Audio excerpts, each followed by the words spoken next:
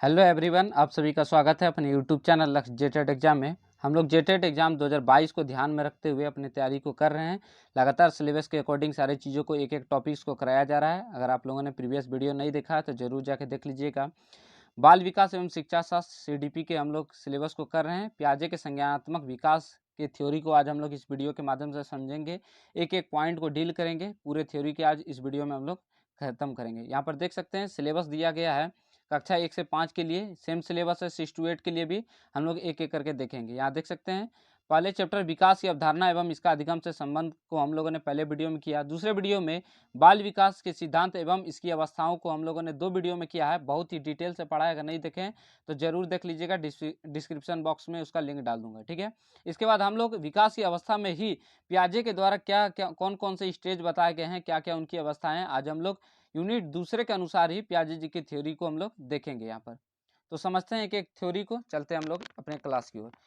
तो संज्ञानात्मक विकास का सिद्धांत जो दिए हैं, कौन दिए हैं? जीन पियाजे जी के द्वारा ये कॉन्सेप्ट को दिया गया है, कॉग्निटिव डेवलपमेंट। एक एक हम लोग पॉइंट को समझते हैं। पहला पॉइंट बताया गया है कि संज्ञानात्मक विकास का सिद्धांत जीन पियाजे जी के द्वारा दिया गया था, ठीक है। यानी कि कॉग्निटिव डेवलपमेंट किसके द्वारा दिया गया है? डायरेक्ट क्वेश्चन पूछा जाता है तो जीन पियाजे जी के द्वारा ये कॉन्सेप्ट को दिया गया है। दूसरा पॉइंट है जीन पियाजे स्विट्जरलैंड के मनोवैज्ञानिक थे। ये भी डायरेक्ट क्वेश्चन पूछा जा सकता है, चाहे वो आप आकलन की परीक्षा हो, चाहे जेटेट की परीक्षा हो या सीटेट हो, कोई भी एग्जाम हो, डायरेक्ट यहाँ से क्वेश्चन पूछा जा सकता है कि जीन पियाजे किस देश के मनोवैज्ञानिक थे? तो स्विट्जरलैंड के मनोवैज्ञानिक थे, ठीक है। नेक्स्ट पॉइंट है इन्होंने बालकों में बुद्धि का विकास किस ढंग से होता है यह जानने के लिए अपने ही 3 बच्चों पर इन्होंने प्रयोग किया था, ठीक है। डायरेक्ट ये भी क्वेश्चन पूछा गया है बहुत बार कि इन्होंने किस बच्चे पर किया था और कितने बच्चे पर किया था। तो इन्होंने अपने ही 3 बच्चे पर प्रयोग में अपने ही 3 बच्चों को लाए थे। इस खोज के पश्चात जिन विचारों का प्रतिपादन किया गया या खोज किया गया उसे पियाजे के मानसिक विकास या कॉग्निटिव डेवलपमेंट के नाम से जाना जाता है। यानी कि मेंटल डेवलपमेंट या कॉग्निटिव डेवलपमेंट के जो थ्योरी है वह किसके द्वारा दिया गया था? जीन पियाजे जी के द्वारा दिया गया था। वह स्विट्जरलैंड के मनोवैज्ञानिक थे, ठीक है। इन्होंने अपने ही 3 बच्चे पर यह प्रयोग किया था। नेक्स्ट पॉइंट समझते हैं क्या है। नेक्स्ट पॉइंट है जीन पियाजे ने बच्चों को नन्हा वैज्ञानिक कहा है। ये भी क्वेश्चन डायरेक्ट पूछा गया है कि किस मनोवैज्ञानिक ने बच्चों को नन्हा वैज्ञानिक कहा है। तो वो डायरेक्ट क्वेश्चन आया था कि जीन पियाजे के द्वारा ये वाक्य बोला गया है कि बच्चे क्या होते हैं? नन्हा वैज्ञानिक होते हैं। क्यों होते हैं इसकी भी चर्चा जीन पियाजे ने किया है कि जीन पियाजे का विचार है कि ज्ञानात्मक विकास केवल नकल न होकर क्या होता है? खोज आधारित होते हैं। बच्चा का जो ज्ञान जो डेवलपमेंट होता है वह होता है वह सिर्फ नकल करके ही नहीं सीखता बल्कि अपने भी प्रयोगों के द्वारा या खोज करके कोई चीजों को सीखता है। इसलिए जीन पियाजे ने बच्चों को क्या बोला है? नन्हा वैज्ञानिक बोला है, ठीक है। इसके बाद नेक्स्ट पॉइंट देखते हैं क्या है। जीन पियाजे के संज्ञानात्मक विकास के सिद्धांत में संज्ञान का तात्पर्य, यानी कि संज्ञान जो है कॉन्सेप्ट का क्या उसका मतलब होता है। संज्ञान का अर्थ है ग्रहण करना, समझना चीजों को और जानना। कॉन्सेप्ट जो है संज्ञान का अर्थ जो उन्होंने अपने कॉग्निटिव डेवलपमेंट में दिया है, संज्ञान का अर्थ है कोई चीजों को ग्रहण करना, समझना और जानना। यह कार्यक्रम क्रमिक रूप से और विभिन्न स्तरों में क्या होते हैं? चलता रहता है, ठीक है। जीन पियाजे ने जो अपना डेवलपमेंट दिया है वह 4 स्टेज में उनका चलता है और वो सारे सीरीज क्या होते हैं? एक दूसरे से क्या होते हैं? परस्पर सम्मिलित है, ठीक है। उनका स्टेज में चारों जो स्टेज है वह चारों एक क्रम के है। आप कोई भी स्टेज को स्किप नहीं कर सकते, ठीक है। हायरार्की है, यानी कि पहले स्टेप में आप आइएगा तभी दूसरे स्टेप में जाइएगा, दूसरा फिर तीसरा, तीसरा फिर चौथा, ठीक है। इसके बाद समझते हैं। नेक्स्ट पॉइंट है बालक की आयु स्तर के साथ साथ मानसिक योग्यता का भी विकास होता है। इनके कहने का अर्थ है कि बच्चे का जैसे जैसे एज बढ़ते जाता है बच्चे का डेवलपमेंट यानी कि मेंटल डेवलपमेंट भी क्या होता है? होते जाता है जिस प्रकार से एज बढ़ते जाता है, ठीक है। यानी कि एज के अनुसार जो डेवलपमेंट की क्रिया होगी, किसने बोला है? तो पियाजे जी के द्वारा बोला गया है कि बच्चे के आयु के अनुसार क्या होता है? बच्चे का मानसिक विकास होता है। ये भी क्वेश्चन पूछा जा सकता है, ठीक है। इसके इसके विकास से बालक की स्मरण शक्ति, भाषा शक्ति एवं तर्क शक्ति का विकास होता है। जब हम लोग उसके स्टेज को पढ़ेंगे एक एक चारों स्टेज के, तब यहाँ पर डायरेक्ट क्लियर हो जाएगा कि कौन सी स्टेज में बच्चे की भाषा विकास होती है, कौन सी स्टेज में तर्क क्षमता आ जाता है, कौन से स्टेज में बच्चा अमूर्त चिंतन करने लगता है। हम लोग उनके स्टेज में बहुत ही अच्छे से इस चीजों को समझेंगे। फिर नेक्स्ट पॉइंट समझते हैं। अगला पॉइंट है जीन पियाजे के अनुसार बालक जैसे जैसे बड़ा होता है उसकी बौद्धिक क्रियाओं का दायरा क्या होता है? बड़ा होते जाता है। यानी कि बच्चा एज के अनुसार जिस प्रकार बढ़ते जाएगा बच्चे का मेंटल डेवलपमेंट भी क्या होता है? बौद्धिक क्रियाएं यानी कि दिमाग से जो तार्किक करने की क्षमता होती है वो बढ़ते जाती है, उसका दायरा बड़ा होते चला जाता है, ठीक है। जीन पियाजे ने बौद्धिक विकास की इन क्रमिक क्रियाओं को 4 अवस्था में विभाजित किया है। ठीक है, उनकी कौन सी 4 अवस्थाएं हम लोग एक एक करके देखते हैं। तो पहला स्टेज जो है वह संवेदी प्रेरक अवस्था, जो 0 से 2 वर्ष की अवस्था को जीन पियाजे के द्वारा बताया गया है। दूसरा है पूर्व संक्रियात्मक अवस्था, 2 से 7 वर्ष की अवस्था को पूर्व संक्रियात्मक अवस्था बोला जाता है।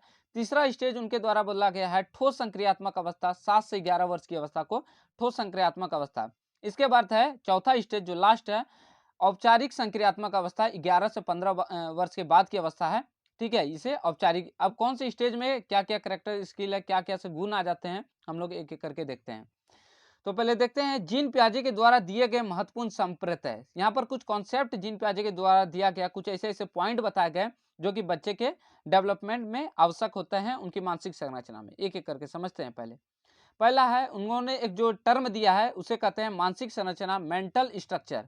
बच्चे में इसमें क्या होता है यहाँ पर देखते हैं। पहला पॉइंट बताया गया कि जन्म के बाद जो कुछ भी व्यक्ति सीखता है, सुनता है, समझता है, उसकी सभी मानसिक क्रिया का विकास होता है। यानी कि बच्चा जो कुछ भी देखेगा, सुनेगा, समझेगा, उससे क्या होगा, उसकी एक माइंड में एक संरचना प्रस्थापित हो जाएगा। यानी कि उसके माइंड में एक स्ट्रक्चर बन जाएगा कि उसी के आधार पर वो क्या करेगा, किसी किसी जगह पर अपना वक्तव्य देगा, यानी कि किसी चीज़ों को समझेगा। तो बच्चा स्टार्टिंग में क्या करता है, जो कुछ देखता है, जो कुछ सुनता है, इसलिए बोला जाता है कि बच्चे को अच्छी चीज़ दिखाना चाहिए, बच्चे से अच्छी चीज़ से कोई चीज़ों को समझाना चाहिए। यानी कि स्टार्टिंग में जिस प्रकार की उसकी मानसिक संरचना बनेगी, उसी प्रकार का वो क्या करेगा, व्यवहार करेगा। ठीक है। दूसरा पॉइंट बताया गया है, जी, ज्ञान के द्वारा मानसिक संरचना में भी बदलाव आता है। जैसे अब कम एज में जब अब एक बिल्ली को दिखाइएगा और एक बड़े जानवर कुत्ता को दिखाइएगा, तो पहले अगर बच्चे का मानसिक संरचना में अगर दोनों को समान बताया गया होगा कि ये भी बिल्ली है, तो बच्चा उसी तरह का व्यवहार करेगा। लेकिन जब उसके ज्ञान में बदलाव भी किया जा सकता है कि नहीं, पहले ये 4 पैर वाला अगर बिल्ली था, अगर बाद में उसको ये बताया जाता है ये जो भौंक रहा है ये कुत्ता है, तो बच्चे के क्या होगा, मानसिक संरचना में यानी कि मेंटल स्ट्रक्चर में क्या हो जाएगा, चेंजिंग होगा। वो अपने मानसिक संरचना में इस चीज़ों के ज्ञान को क्या करेगा, फिट करेगा कि नहीं, ये जो बड़ा जानवर है जो भौंक रहा है वो क्या है, कुत्ता है, और जो ये म्याऊं म्याऊं कर रही है वो बिल्ली है। यानी कि जिस प्रकार के अब बच्चों को ज्ञान दीजिएगा उसी प्रकार क्या क्या आएगा, उसमें बदलाव आएगा। ये बात जीन पियाजे के द्वारा बताया गया। यहाँ पर पॉइंट बताया गया है कि ज्ञान के द्वारा मानसिक संरचना में बदलाव आता है, इसको पूर्व ज्ञान भी कहा जा सकता है। ठीक है, यानी कि पूर्व में आप जिस प्रकार के ज्ञान को बच्चे में फिट करिएगा, समय और परिस्थिति के कारण इसमें क्या होता है, परिवर्तन आता है। यानी कि समय के अनुसार क्या होगा, जैसे बच्चा बड़ा होगा उसको चीज़ों को जिस प्रकार से सीखने के लिए मिलेगा, वो उस चीज़ को क्या करेगा, सीख लेगा। इसके बाद नेक्स्ट पॉइंट है, मानसिक संरचना प्रत्येक व्यक्तियों की अलग अलग होती है। यानी कहने का अर्थ है कि हर व्यक्ति की अपनी अलग अलग समझ है, सोचने समझने की क्षमता अलग अलग है। हर व्यक्ति अपने आप में एक यूनिक पर्सन है, हर की एक अपनी अलग लेवल है सोचने की, समझने की। ठीक है, नेक्स्ट पॉइंट समझते हैं क्या है।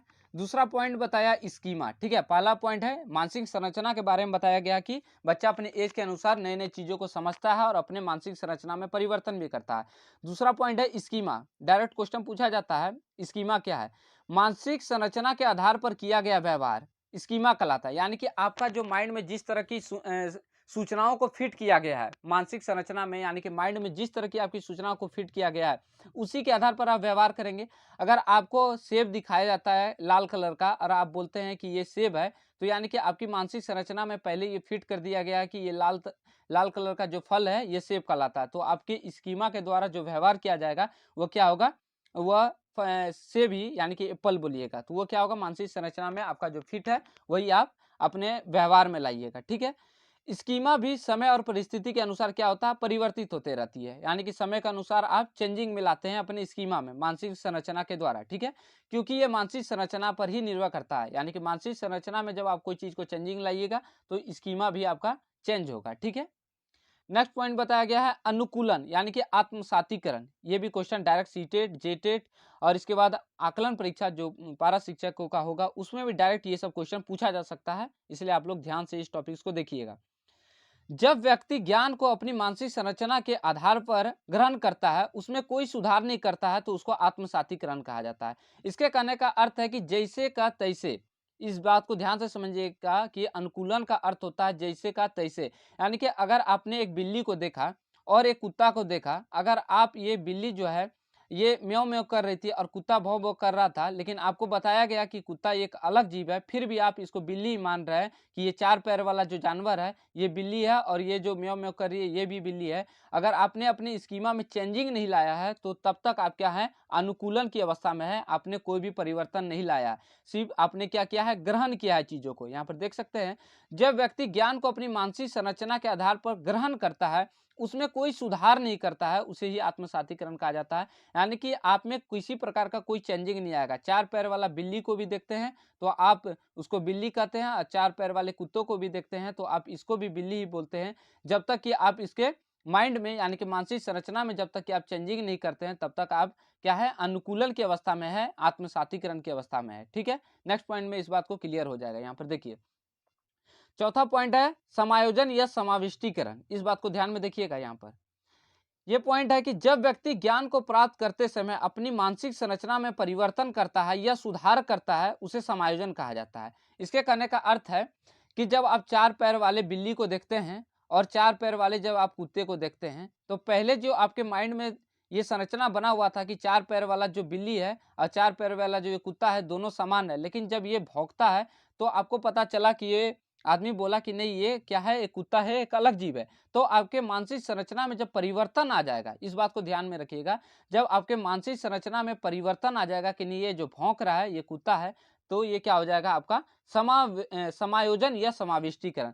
साधारण अर्थों में समझा जाए, जब आप अपनी स्कीमा में या मानसिक संरचना में परिवर्तन कर लेते हैं तो उसको समायोजन या समाविष्टीकरण कहा जाता है। जब आप अपनी मानसिक संरचना में परिवर्तन नहीं करते हैं तो उसको अनुकूलन बोला जाता है, कि आप सिर्फ ये चीजों को मानसिक संरचना में क्या किए हैं, ग्रहण किए हैं। ठीक है, लेकिन जब आप चीजों को क्या करते हैं, उसके गुणों के आधार पर कि ये 4 पैर वाला जो ये बिल्ली है और ये 4 पैर जो भौंक रहा है ये कुत्ता है, आप चीजों में परिवर्तन जब कर लीजिएगा तो उसे क्या कहा जाता है, समायोजन या समाविष्टीकरण। यहाँ पर देख सकते हैं, मानसिक संरचना में क्या करना, परिवर्तन कर लेना या सुधार करना, उसे ही समायोजन करते हैं। अर्थात व्यक्ति अपने पूर्व ज्ञान में क्या करता है, सुधार कर लेता है, इसे ही आपका समायोजन कहा जाता है। 5वां पॉइंट है, ये उनके प्याजी जी के द्वारा कुछ पॉइंट दिए गए थे जिनको ये याद रखना बहुत जरूरी है, जिससे क्वेश्चन डायरेक्ट पूछा जा सकता है। साम्य धारण क्या है, इक्विलिब्रेशन क्या है, जब व्यक्तियों के सामने नई परिस्थितियां उत्पन्न होती है और उसका मानसिक तुलना अस्थिर हो जाता है, जिसे दूर करने के लिए व्यक्ति या तो अनुकूलन का काम करता है या समायोजन का काम करता है। करने से पहले निर्णय लेने की प्रक्रिया क्या कहलाती है, साम्य धारण करती है। यही बातों को हम लोग ध्यान से समझते हैं। जब व्यक्ति के सामने, यानी कहने का अर्थ कि जब ये 4 पैर वाला जो बिल्ली था और ये 4 पैर वाला जो कुत्ता था, इसको जब हम लोगों ने अपने मानसिक संरचना में परिवर्तन किया कि नहीं, ये जो भौंक रहा है ये कुत्ता है, ये जो बीच का जो माध्यम बना कि ये जो चेंजिंग लाने की जो प्रोसेस हुआ कि आप चेंजिंग करिएगा कि नहीं करिएगा, कि ये जो भौंक रहा है ये कुत्ता, इसको बोलना है आपको, कहीं पर भी आपको दिखे, और ये जो म्याऊं म्याऊं कर रही है ये बिल्ली होगी, ये जो आप चेंजिंग लाने की जो ये बीच का जो प्रोसेस है, इसी को आपको बोला जाता है साम्य धारण, इक्विलिब्रेशन। कि आप अपने चीजों को जो स्कीमा में फिट कर रहे हैं, आप इक्विलिब्रेशन यानी कि आप संतुलन में कर रहे हैं कि नहीं कर रहे हैं। ठीक है, इसी चीज को कहा जाता है। यहाँ पर देख सकते हैं ध्यान से कि जब उसका मानसिक संरचना में क्या होगा, अस्थिरता उत्पन्न होगी, कि आपके सामने जब एक नया कोई चीज आएगा, आपके सामने जब समस्या आएगी तो उसमें क्या होगा, अस्थिरता उत्पन्न होगी, जिसे दूर करने के लिए क्या करेगा व्यक्ति, या तो अनुकूलन का काम करेगा या तो समायोजन, यानी कि अपने आप स्कीमा में चेंजिंग करिएगा या तो आप चेंजिंग नहीं करिएगा। यदि आप चेंजिंग कर लेते हैं तो उसको बोला जाता है समायोजन या समाविष्टीकरण, और यदि आप चेंजिंग नहीं करते हैं तो उसको बोला जाता है अनुकूलन या आत्मसातीकरण। ठीक है, ये डायरेक्ट ये क्वेश्चन, ये वर्ड आपको देखने के लिए मिल जाएगा, आत्मसातीकरण। ठीक है, अब हम लोग जीन पियाजे की स्टेज को बहुत ही अच्छे से समझेंगे। यहाँ देखिए कि जीन पियाजे के अनुसार संज्ञानात्मक विकास की कौन कौन सी अवस्था है, हम लोगों ने डिटेल से एक एक करके हम लोग स्टेज के उसके विशेषता को भी पढ़ेंगे। तो पहला स्टेज है संवेदी गामक अवस्था, जिसको अंग्रेजी में बोला जाता है सेंसरी मोटर स्टेज। दूसरा है पूर्व संक्रियात्मक अवस्था, प्री ऑपरेशनल स्टेज। तीसरा है मूर्त संक्रियात्मक अवस्था, कॉन्क्रीट स्टेज। और चौथा है औपचारिक संक्रियात्मक अवस्था, फॉर्मल स्टेज बोला जाता है। ठीक है, अब एक एक करके हम लोग इसके पूरे भेद को पढ़ेंगे। तो पहला जो है संवेदी गामक अवस्था, सेंसरी मोटर स्टेज, इसे किसे कहते हैं, इसको हम लोग समझते हैं। पहला पॉइंट है कि यह जन्म से लेकर 2 वर्ष तक की अवस्था, यानी कि बर्थ से लेकर आपके 2 वर्ष की अवस्था को किसको क्या बोला जाता है, संवेदी गामक अवस्था, यानी कि सेंसरी मोटर स्टेज बोला जाता है। ठीक है, दूसरा है, इस अवस्था के दौरान बच्चे ज्ञानेंद्रियों के माध्यम से क्या करते हैं, सीखते हैं। जैसे आँख आँख से, नाक से, कान से, मुँह से और त्वचा से। आपका जो पाँचों ज्ञानेंद्रिय है, उसी के माध्यम से क्या होता है, बच्चा सीखता है। यानी कि इस एज में बच्चा क्या होता है, सेंसेस आर टीचर। जो आपकी ज्ञान इंद्रिय है, उसी के माध्यम से आप चीज़ों को क्या करते हैं, सीखते हैं। जो आप देखते हैं, वो देखते हैं। आप सूंघ के कोई चीज़ों वस्तुओं को पकड़ते हैं, कान से आवाज़ करते हैं, तोड़ते हैं, मुँह में लेते हैं, उसको हर चीज़ को टच करते हैं, फ़ील करते हैं। यानी कि आप ज्ञान इंद्रिय के माध्यम से जो सीखेगा बच्चा, वो कौन-सी अवस्था में सीखेगा? संवेदी गामक अवस्था के एज में सीखेगा, बर्थ से 2 वर्ष की अवस्था। तीसरा पॉइंट है, बालक के अंदर अनुकरण की प्रवृत्ति है, यानी कि देखकर इस अवस्था में सारी बातों को बच्चा क्या करता है, सीखता है। नेक्स्ट पॉइंट है, इस अवस्था में बच्चा जिस वस्तुओं का प्रत्यक्ष अनुभव करता है, उसके लिए वो वस्तु क्या होती है, अस्थायित्व होती है। यानी कि ऑब्जेक्ट परमानेंस, आपको डायरेक्ट क्वेश्चन में इस वर्ड को देखने के लिए मिलेगा। वस्तु अस्थायित्व का जो ज्ञान होता है, कि जो उसके सामने है उसी के बारे में बच्चा क्या कर पाता है, चीजों को समझ पाता है, उसी को बोला जाता है ऑब्जेक्ट परमानेंस। किस एज में आ जाता है, तो 0 से 2 वर्ष की अवस्था सेंसरी मोटर स्टेज में ये आ जाता है बच्चे को ज्ञान, कि जो वस्तु उसके सामने है वही उसके प्रत्यक्ष, वह वस्तु क्या होती है, ये पृथ्वी पर एग्जिस्ट करती है। अगर वो सामने से हटा दीजिएगा तो वो वस्तु उसके लिए नहीं है। तो ऑब्जेक्ट परमानेंस आ जाता है पहली स्टेज में, ठीक है।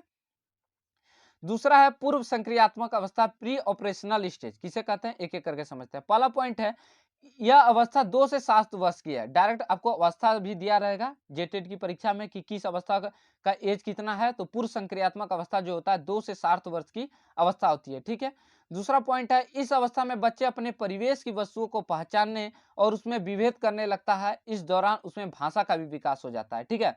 तो भाषा का किस एज में विकास हो जाता है, तो दूसरे स्टेज में, यानी कि 2 से 7 वर्ष की अवस्था में बच्चे क्या होते हैं, बोलने लगते हैं। आप अपने गांव घर के बच्चे को भी देखिएगा, तो दो जिसका एज 2 से 7 वर्ष का होगा, वो थोड़ा बहुत अपने भाषा का प्रयोग करने लगता है, ठीक है। इस अवस्था को 2 वर्गों में भी बांटा गया है। ध्यान से रखिएगा कि पूर्व संक्रियात्मक अवस्था को 2 भागों में बांटा गया। ये अवस्थाएं को 2 भागों में बांटा गया। कौन कौन अवस्था है, पूर्व प्रत्यात्मक अवस्था 2 से 4 वर्ष और अंत प्रत्यात्मक अवस्था 2 से 7 वर्ष, ठीक है। ये जो दूसरा स्टेज है, इसको 2 भागों में बांटा गया है। पहला स्टेज है पूर्व प्रत्यात्मक अवस्था 2 से 7 वर्ष और अंत प्रत्यात्मक अवस्था 4 से 7 वर्ष, ठीक है। पहला हम लोग दूसरे का पहला जो भेद है, पूर्व प्रत्यात्मक अवस्था 2 से 4 वर्ष की एज में क्या क्या होता है, बच्चे में क्या क्या गुण आ जाते हैं, इसको समझते हैं।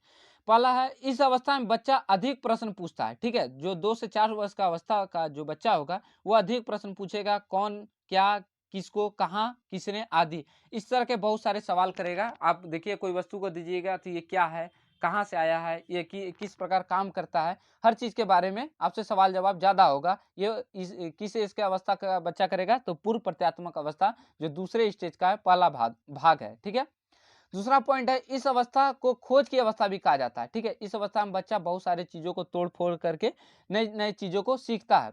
अगला पॉइंट है, बालक में जीववाद की भी भावना उत्पन्न हो जाती है। जीववाद को अगर वर्ड को समझा जाए तो एनिमीज, इस एज में बच्चा में एनिमीज का भी गुण होता है, ठीक है। यदि आप उसके सामने अगर निर्जीव वस्तुओं को भी आप मारेंगे तो वो समझेगा कि ये वस्तु सजीव है, ठीक है। यदि आप मान लीजिए यहाँ पर एक बच्चा है और ये साइकिल से अगर ये चोट लग जाएगा, तो आप क्या करिएगा, अगर साइकिल को एक दो थाप मार दीजिएगा, अगर हाथ से इसको टच कर दीजिएगा, तो बच्चा समझेगा कि नहीं, इसको भी, साइकिल को भी मार लगा है, और ये बच्चा क्या हो जाएगा, खुश हो जाएगा, ठीक है। आप ये खास करके देखते होंगे एग्जाम्पल, कि जब बच्चे को दीवार से अगर चोट लग जाता है, तो क्या होता है, मम्मी या उसके घर के गार्जियन जो होते हैं, इस दीवार को एक दो बार मार देते हैं, तो बच्चा क्या हो जाता है, खुश हो जाता है। जीववाद, यानी कि वह निर्जीव वस्तुओं को भी सजीव समझता है।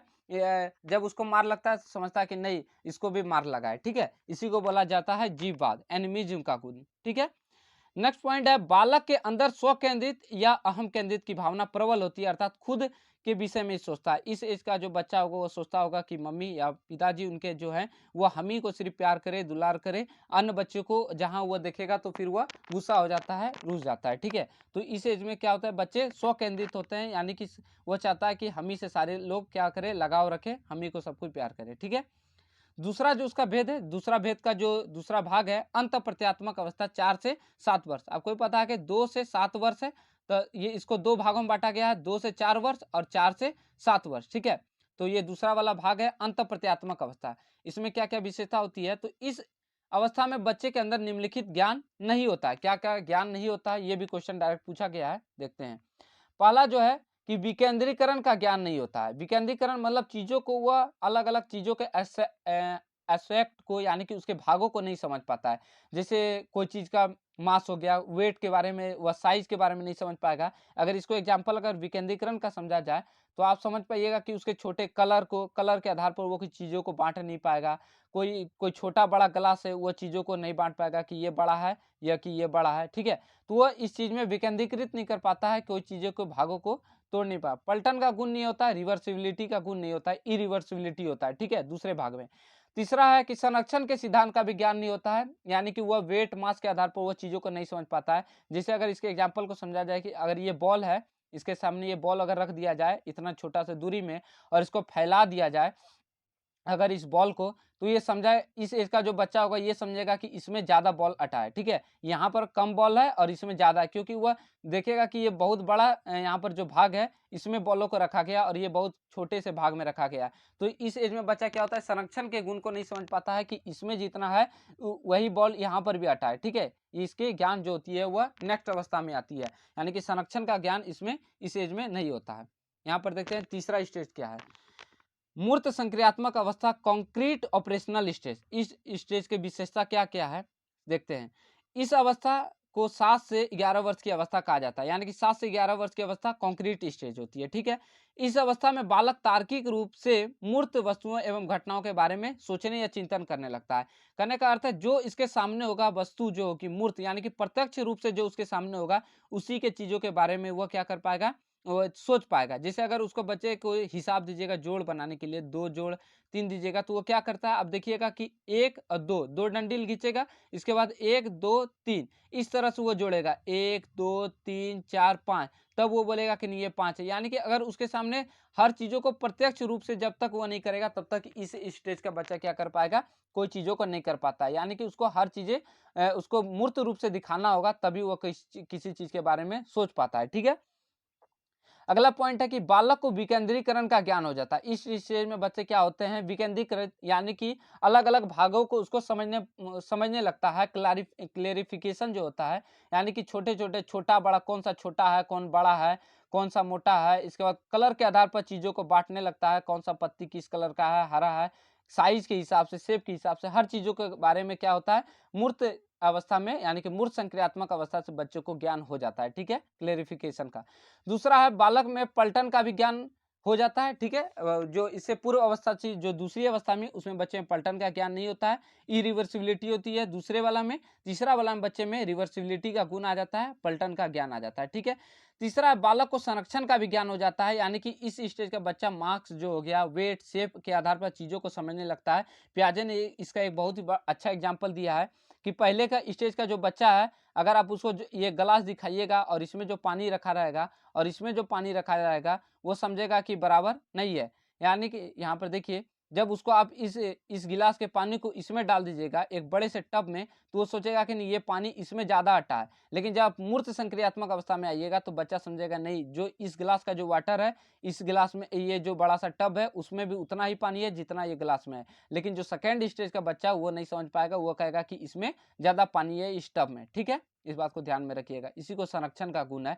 अगर आप वो गोल वाला एग्जाम्पल लीजिएगा तो ये आप देख सकते हैं, इस स्टेज का बच्चा ये समझ जाएगा कि जो बॉल है इसी को ये क्या किया गया है, फैलाकर चीज़ों को रखा गया है। ये संरक्षण का है, यानी कि उसी को क्या किया गया है, उसी के मास को विस्तार किया गया है, समझ जाएगा, ठीक है?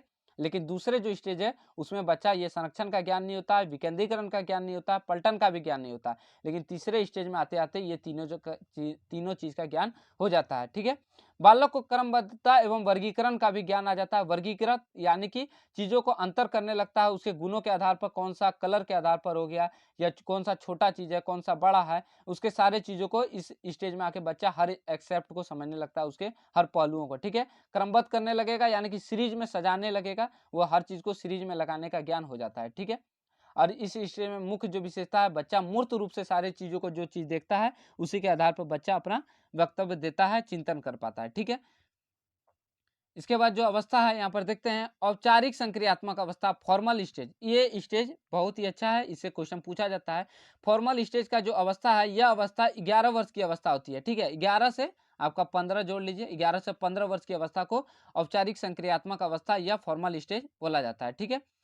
जो अगला जो पॉइंट है यहाँ पर, नेक्स्ट जो पॉइंट है, इस अवस्था में बच्चे वास्तविकता के साथ साथ क्या होते हैं, काल्पनिक या संभावनाओं में भी उत्तर देने लगते हैं, यानी कि हाइपोथेटिक रीजनिंग, यानी कि अमूर्त चिंतन करने लगते हैं। देख सकते हैं यहाँ पर अमूर्त चिंतन का भी गुण आ जाता है बच्चे में 11 से 15 के बाद, यानी कि जो चीजें उसके सामने नहीं भी है, अगर आप 5 जोड़ 2 दीजिएगा तो वो बच्चा समझ जाएगा कि 7 होगा, वो अपने मन में ही इस चीजों को जोड़ लेगा। लेकिन सेकेंड स्टेज में जो बच्चा होगा वो क्या करेगा, डंडिल पारेगा, 1 2 3 4 5 और 1 2, इस तरह वो करके क्या होगा, चीजों को समझेगा, यानी कि प्रत्यक्ष रूप से जो चीजों को दिखाया जाएगा वो मूर्त संक्रियात्मक अवस्था। और जो अपने मन से जोड़ ले, यानी कि मने मन बहुत सारी चीजों को जब वो करने लगेगा, यानी कि अपने मन में ही अमूर्त चिंतन करने लगेगा, उसको बोला जाता है औपचारिक संक्रियात्मक अवस्था। ठीक है, फॉर्मल ऑपरेशनल स्टेज। इसकी और क्या विशेषता है, इस अवस्था में बालक को सोचने, समस्या समाधान करने और निर्णय लेने में अमूर्त चिंतन का प्रयोग करने लगता है, यानी कि अपनी समस्याओं को भी समाधान करने लगता है, अपने से सोचना, हर चीजों बहुत सारे पहलुओं पर विचार विमर्श करने लगता है, हर सारे समस्याओं को वो समाधान करने लगता है, निर्णय लेने की भी उसकी क्षमता हो जाती है, यानी कि अमूर्त चिंतन करने लगता है इस स्टेज का बच्चा। ठीक है, चौथा स्टेज को। ठीक है, अगर हम लोग बहुत ही शॉर्ट में इस चीज़ों को समझे तो जिन प्याजे के अनुसार कौन से स्टेज में क्या है, तो हम लोग शॉर्ट में समझते हैं। पहला है संवेदी प्रेरक अवस्था, दूसरा है पूर्व संक्रियात्मक अवस्था, तीसरा है ठोस संक्रियात्मक अवस्था, चौथा है औपचारिक संक्रियात्मक अवस्था। पहला का स्टेज 0 से 2 वर्ष, दूसरा का पूर्व संक्रियात्मक अवस्था 2 से 7 वर्ष। इसी में 2 स्टेज है, पूर्व प्रत्यात्मक अवस्था और अंत्य प्रत्यात्मक अवस्था। पहला का स्टेज था 2 से 4 वर्ष और दूसरा का 4 से 7 वर्ष। ठीक है, ठोस संक्रियात्मक अवस्था का 4 से 11 वर्ष, औपचारिक संक्रियात्मक अवस्था का 11 से 15 या 11 से 18। पूर्व संक्रियात्मक अवस्था में क्या होता है, बच्चे में क्या होता है, इंद्रियों के माध्यम से सारे चीजों को जो सीखता है वो अपना सेंसेस आज टीचर, यानी कि चीजों को किस प्रकार से खोजता है, अपने ज्ञान इंद्रिय के माध्यम से। दूसरा जो स्टेज है, बच्चे क्या होते हैं, भाषा के विकास हो जाता है बच्चे में। इसके बाद एनिमीज का गुण पाया जाता है। ठीक है, पहला वाला में वस्तु अस्थायी ऑब्जेक्ट परमानेंस का ज्ञान हो जाता है, दूसरे वाला में भाषा के ज्ञान आता है, एनिमीज का भी ज्ञान आ जाता है। ठीक है, तीसरा है ठोस संक्रियात्मक अवस्था। इस स्टेज का बच्चा क्या करने लगता है, जो उसके सामने प्रत्यक्ष है, यानी कि मूर्त वस्तुओं को देखकर ही अपनी चीजों को गणना कर पाता है, वर्गीकृत कर पा जाता है, यानी कि संरक्षण का भी ज्ञान आ जाता है इस स्टेज में। इसके बाद विकेंद्रीकरण का ज्ञान आ जाता है, सीरीज का भी ज्ञान आ जाता है बच्चे में। औपचारिक संक्रियात्मक अवस्था में बच्चे में क्या हो जाता है, अमूर्त चिंतन, यानी कि जो चीज उसके सामने नहीं भी है उस चीज के बारे में पता लगाने लगता है, ये होता है औपचारिक संक्रियात्मक अवस्था। ठीक है, तो थैंक्स फॉर वाचिंग। अगर आप लोगों ने पूरे वीडियो को देखा है तो बहुत बहुत धन्यवाद। वीडियो को आप लोगों को 3 काम करना है, लाइक कीजिएगा सबसे पहले, दूसरा कमेंट कीजिएगा कि वीडियो कैसा लगा, अपने दोस्तों तक शेयर कीजिएगा कि लक्ष्य जेटेड एग्जाम चैनल पर आपको जेटेड की मुफ्त तैयारी करवाई जा रही है। साथ में ये जो सीरीज चल रही है ये आपको आकलन परीक्षा में भी बहुत ही मददगार होगा, या आकलन के लिए भी है, क्योंकि सिलेबस चेंज नहीं है, आपको हर चीज़ों हर एग्जाम में आपको ये मदद करेगा। चाहे आप जेटेड की परीक्षा में बैठिए, चाहे तो आप सीटेट का एग्जाम दीजिए, आप कहीं पर भी दीजिएगा तो हर चीज़ का सिलेबस एक ही है। इसके बाद या आप आकलन जो पारा शिक्षकों के लिए होगा उसमें भी आप इस वीडियो का उपयोग कर सकते हैं और एक अच्छे नंबरों को उठा सकते हैं। ठीक है, आप यूपी टेट दीजिए, हर जगह ये आपको सपोर्ट करेगा। तो प्लीज़ आप लोग अपने दोस्तों तक शेयर कीजिएगा कि लक्ष्य जेटेड एग्जाम पर लगभग सभी चीज़ों की तैयारी करवाई जा रही है, ये आपका क्लास लगातार जारी है।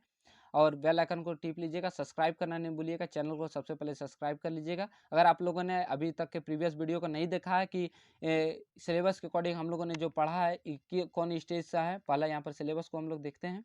हम लोगों ने पूरे डिटेल से इस चैप्टर को पढ़ लिया। अगर आप नहीं देखे तो डिस्क्रिप्शन बॉक्स में उसका लिंक डाल देंगे, जाके जरूर देख लीजिएगा।